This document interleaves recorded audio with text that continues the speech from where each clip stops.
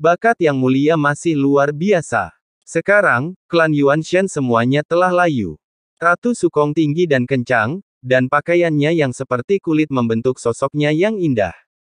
Rambut ungu dan konspirasi ungu bahkan lebih unik, tetapi temperamen yang terpancar darinya adalah semacam keanggunan. Perasaan dari empat roh di atas semua makhluk hidup. Xiao Yan tidak tahu mengapa Ratu Void menjaga dewa yang kacau ini dan tidak pernah pergi. Itu hanya alasannya. Xiao Yan tidak berinisiatif untuk bertanya kepada siapapun apa yang mereka lakukan. Pasti ada tujuan dan makna. Jika pihak lain tidak memiliki niat untuk memberi tahu atau bertanya, itu akan tampak sedikit tidak sopan. Apalagi yang diketahui Ratu Void tentang klan Yuanshan. Xiao Yan mengepalkan tinjunya dan membungkuk. Meskipun kekuatannya sekarang telah menembus ke tingkat ke-39. Puncak Yuan, saat menghadapi Ratu Void. Tetapi dia tidak dapat merasakan kekuatan alamnya. Anda mendapatkan klon Yuanshan, bukankah Anda mencari ingatannya? Ratu Void menatap Xiao Yan dengan bingung, dia tidak memiliki ingatan, saya tidak tahu banyak. Xiao Yan menjawab bahwa klan Yuanshan tiba-tiba muncul di dunia yang luas. Dan dengan kekuatan daging, mereka dengan cepat mengubah pola dunia yang luas hanya dalam 10.000 tahun. Ras ini muncul seperti kekuatan yang tiba-tiba dan dengan cepat menjadi ras teratas di dunia yang luas.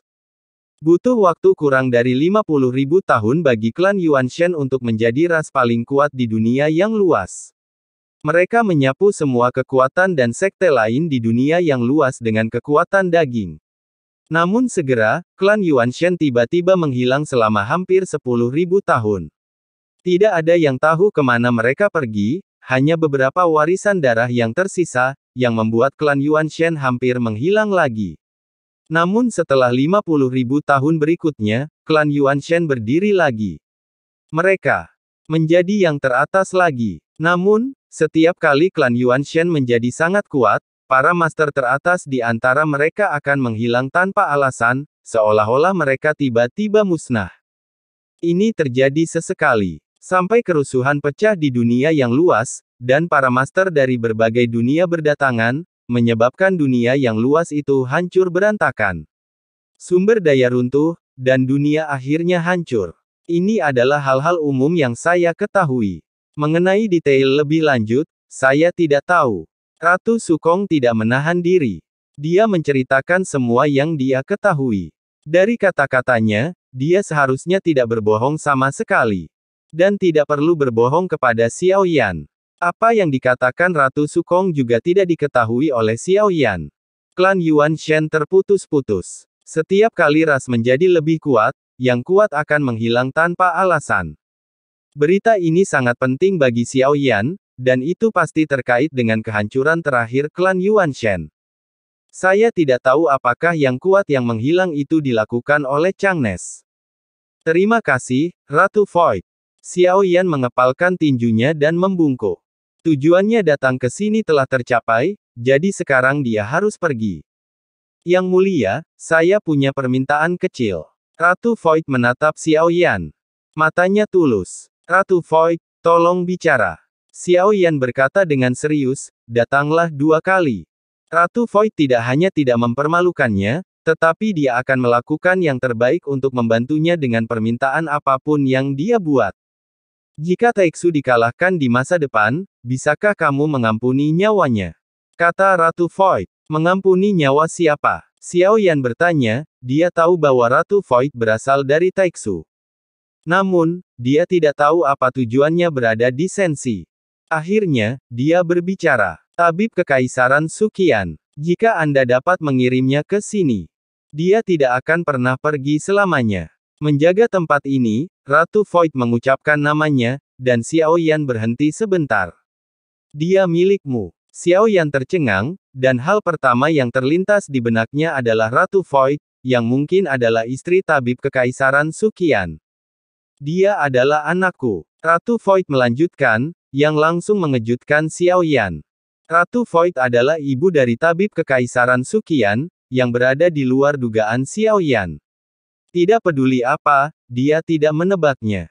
Ratu Void sebenarnya adalah ibu dari Tabib Kekaisaran Suqian, tetapi mengapa dia ada di sini? Tabib Kekaisaran Suqian tidak pernah datang mencarinya. Anda mungkin tidak percaya, tetapi dia mungkin tidak mengingat saya lagi. Saya menghapus ingatannya. Ratu Void tersenyum dan bertanya, bisakah Anda memberitahu saya alasannya?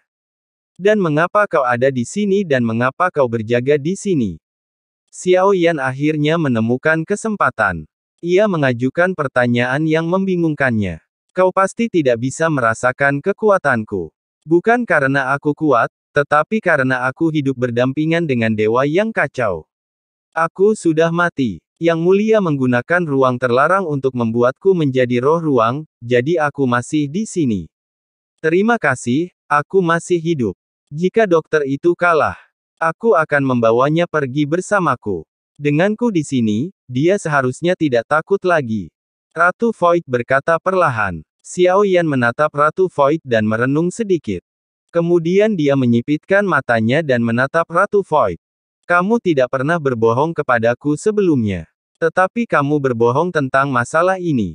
Xiao Yan berkata dengan serius, dan Ratu Void tercengang. Ekspresi polos muncul di wajahnya. Mengapa kamu mengatakan itu? Kamu bukan ibu dari Dokter Suqian. Jika itu dia akan datang untuk mencarimu. Kamu juga mengatakan sesuatu kepadaku sebelumnya. Ini benar-benar berbeda dari pertama kali aku melihatmu. Dapat dikatakan bahwa temperamenmu telah banyak berubah. Tampaknya Tuhan telah menguncimu di sini. Itu bukan untuk menyelamatkanmu, tetapi kamu lebih gila daripada Dokter Suqian atau bahkan penguasa Void. Xiao Yan masih memiliki ingatan tentang pertama kali dia memasuki pemakaman Dewa Kekacauan di benaknya. Dikombinasikan dengan sebelumnya, aku khawatir tidak ada satu pun dari apa yang dikatakan Ratu Void sekarang yang benar. Kamu pernah berkata bahwa kehancuran dunia ini tidak dapat dihindari. Sekarang jika Yuyan dikalahkan, Dokter Suqian akan membunuhmu. Pernyataan yang bertentangan ini, Xiao Yan benar-benar tidak dapat memahami Ratu Void di depannya. Kamu benar-benar pintar, tetapi sekarang tampaknya kamu masih belum memahami apa yang kukatakan. Kamu bukanlah dia, tetapi dia ingin menjadi kamu. Xiao Yan masih ingat sebuah kalimat yang sangat samar yang tampaknya berbicara tentang Tuan dan dia. Atau Xie Zun dan dia. Tetapi sekarang tampaknya tidak ada yang dikatakan Ratu Void yang dapat dipercaya. Xiao Yan mengerutkan kening dan tidak bermaksud untuk terus terlibat dengannya di sini.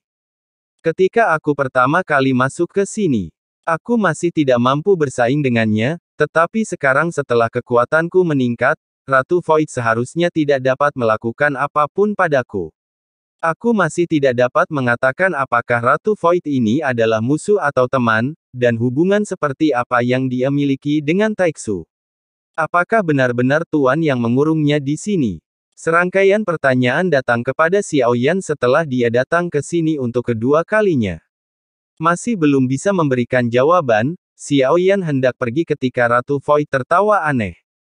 Yang Mulia, pada akhirnya Anda akan mengerti bahwa semuanya palsu. Semuanya palsu. Wajah Ratu Sukong tiba-tiba berubah, menjadi dingin dan garang. Dia tampak semakin garang. Dia jelas normal bagi Xiao Yan tadi, tetapi suasana hatinya tiba-tiba berubah.